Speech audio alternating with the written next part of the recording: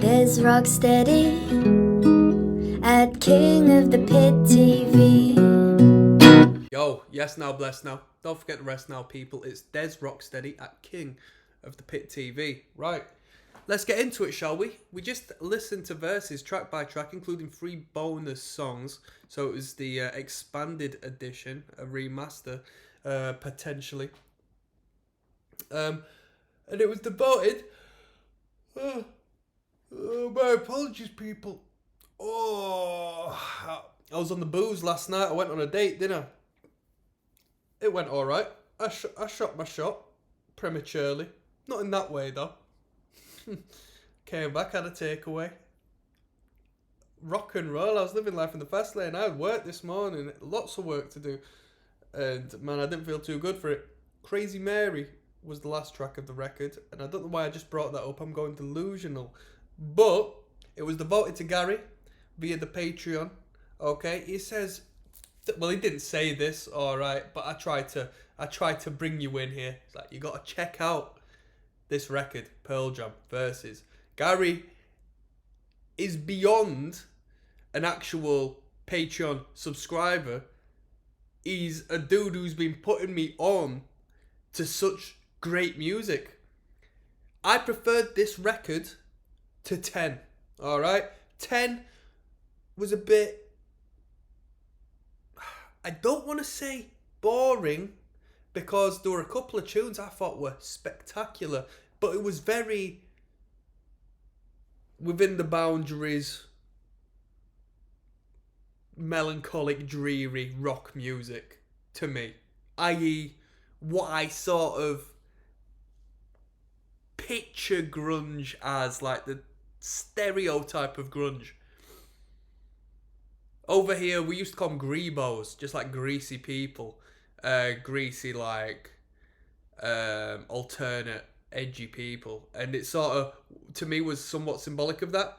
This, on the other hand, some may argue in the comments that it was overproduced.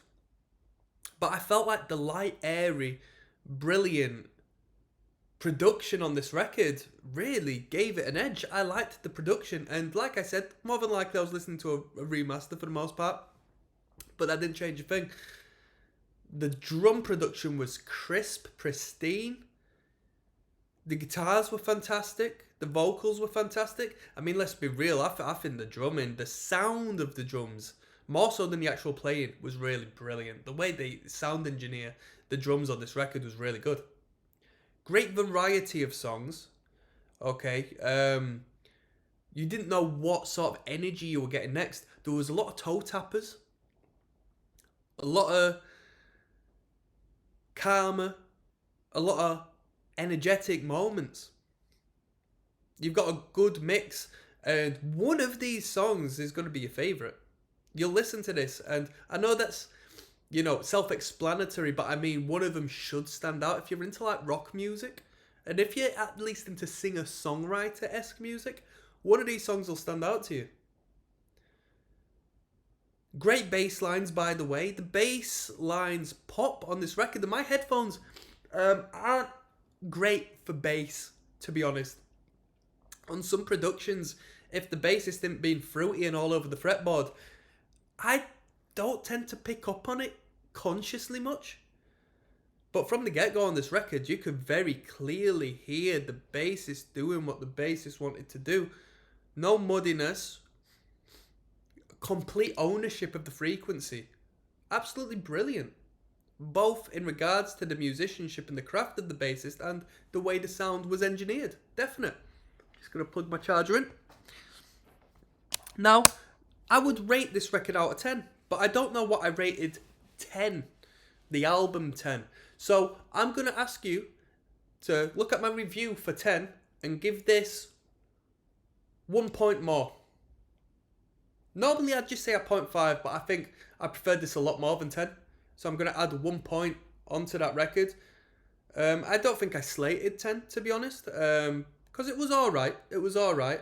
But as far as the grunge bands I've been put on with, 10 didn't really sell Pearl Jam to me as much as some of the other grunge acts we've been listening to, like Blind Melon and Alice in Chains and acts of that caliber. And that's my final thoughts on this record. It was a good record. I enjoyed it a lot. I'm surprised that Pearl Jam are still going and putting out new music. I learned that in the comment section. That's incredible to me. Great longevity to this act. I thought they would have been long gone by now. Or I thought one of them would be dead, you know what I mean? Like a main player of the writing.